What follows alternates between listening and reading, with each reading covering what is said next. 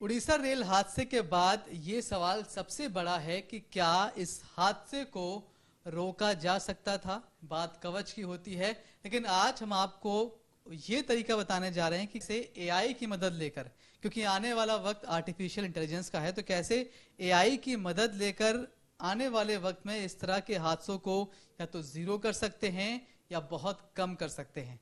हमारे साथ मोहित यादव हैं, आईटी एक्सपर्ट हैं।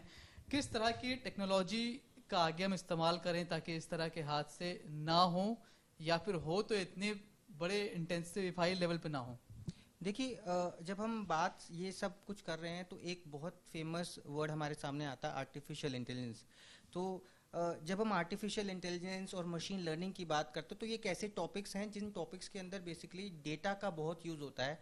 और जब हम कवच जैसे सिस्टम की बात करते हैं जो कि सेंसर से डेटा उठाता है और अलग अलग जगह से सेंसर्स को यूज़ कर कर हमारे ब्रेकिंग सिस्टम्स को और दो कॉलिजन्स को रोकता है। बेसिकली हमें एक ऐसा सिस्टम को की तरफ बढ़ना पड़ेगा जिसमें हम बहुत सारे डेटा पॉइंट्स जैसे कि ट्रेन की स्पीड है या ट्रेन का जो करंट जीपीएस लोकेशन है, टाइमिंग है, वो सारी जो सेंसर्स है, सेंसर्स का कैलिब्रेशन कि सेंसर कितना एक्यूरेटली काम करते हैं, हम कितना माइन्यूट लेवल पर सेंसर्स को चेक करते हैं रेगुलरली, ताकि हमें वो एग्जैक्ट डेटा मिल सके जिस डेटा को हम मशीन लर्निंग एल्गोरिदम के अंदर डालने के बाद एक ऐसा सिस्टम ट्रेन कर पाएं जो कि पहले से ही प्रिडिक्ट कर ले कि आगे 1 किलोमीटर बाद या इस तरह का कोई हादसा होने के चांसेस हैं। तो प्रिडिक्शन जब होता है ऑटोमेटिकली मशीन के पास जब इतना डेटा होगा, इतने सालों का डेटा जब वो अपने अंदर ट्रेन करेगा तो वो आगे के प्रिडिक्शंस उतने ही अच्छे लेवल पर कर सकता है,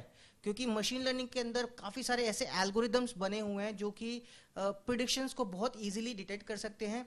दो, इसके लिए बहुत सारा डेटा चाहिए, हमें ऐसे सिस्टम को ट्रेन करना पड़ेगा। और बहुत, जो हम बात करें कवच की, इसमें जो एंड पॉइंट से जो डेटा आता है जैसे जीपीएस का लोकेशन आ रहा है या ट्रेन का जो स्पीड आ रहा है, ये सब चीज़ें ट्रैक होनी चाहिए और मल्टीपल एक सेंट्रलाइज सर्वर के पास वो सब कुछ जाए ताकि वो सिस्टम उसको एनालाइज करे और सामने उसके लिए रिजल्ट बेसिकली एक्शंस भी ले पाए। हमें सिर्फ यही डिटेक्ट नहीं करना कि कोई कोलिजन हो सकता है, उसके बाद हमें एक्शंस भी लेने हैं और बिल्कुल कम से कम समय में हमारे पास वो एक्शंस भी, और ये एक्शन मैनुअल ना होकर ऑटोमेटिक हो। जैसे कि हम आपके जापान के अंदर बहुत बुलेट ट्रेन चलती हैं या बहुत तेजी वाली बहुत सुपर फास्ट ट्रेन चलती हैं, तो हमें कोलिजन बहुत कम देखने को मिलता है, लेकिन वो एग्जैक्ट टाइम पर चलती हैं, और उतनी ही स्पीड से चलती हैं। तो आप सोच सकते हैं कि उनका जो सिस्टम है उस सिस्टम को कितनी तेजी से ट्रेन किया गया, कितने डेटा के साथ उसको ट्रेन किया जाता होगा। अभी कुछ साधारण एग्जांपल लेते हैं। जैसे अभी हम बात कर रहे थे कि वॉच में भी जो है इस तरह के डेटा आपको आते हैं, किस तरह का उसमें डेटा होता है जो आपको सही अलर्ट सही मौके पर भेजता है। वो जो एग्जांपल आप मुझे दे रहे थे, अगर वो आप बता पाएं तो। देखिए, अब हम बात करते हैं, हम जब जो स्मार्ट वॉचेस हम पहनते हैं, बहुत सारे कंपनी स्मार्ट वॉचेस बनाते हैं। जैसे मैंने एक वॉच पहनी हुई है, अब इसके अंदर क्रैश डिटेक्शन है। जैसे अगर मैं गाड़ी चला रहा हूँ, अगर मेरी गाड़ी का कोई एक्सीडेंट होता है तो इवेंचुअली एकदम से वो मेरे परिवार वालों को अलर्ट भेज देगा कि ऐसा कोई एक्सीडेंट हुआ है। लेकिन वहीं अगर मैं इस वॉच को पहनकर अगर उसी तरीके से गिर जाऊं, गलती से फॉल कर जाऊं, तो ये वॉच अलर्ट नहीं भेजेगी कि उनका कोई ड्राइविंग करते हुए एक्सीडेंट हुआ है। क्यों? क्योंकि जो कंपनी है उस कंपनी ने बहुत सारे ऐसे पैटर्न्स और ऐसा डेटा अपने सर्वर्स पर डाला है जिससे कि वो प्रिडिक्शंस कर सकता है, वो सटीक प्रिडिक्शन करता है कि ये एक्सीडेंट गाड़ी से हुआ एक्सीडेंट है या फिर वो गलती से आप सीढ़ी से एक स्टेप से गिर गए। तो वो दोनों का सिवियरिटी भी देखता है, वो डेटा भी देखता है, एंगल्स भी चेक करता है। मतलब छोटे छोटे जो डेटा पॉइंट्स उन्होंने इकट्ठे किए हैं मल्टीपल समय के साथ, और उसके साथ एक सिस्टम प्रिपेयर किया है जो आज हम स्मार्ट वॉचेस पहनते हैं। इसके अंदर एक्यूरेसी के साथ वो पहले ही हमें दे देता है कि सालों के डेटा के साथ जो उन्होंने अपने हॉस्पिटल्स के डेटा को यूज़ कर कर और जो कस्टमर्स के डेटा को यूज़ करके एक सिस्टम ट्रेन किया है। पहले ही अगर हमारे को कोई हार्ट की डिजीज़ या ऐसा कुछ आने वाले सालों में होता है तो पहले ही हमको अलार्म कर देता है कि कुछ ऐसा प्रॉब्लम हो सकता है।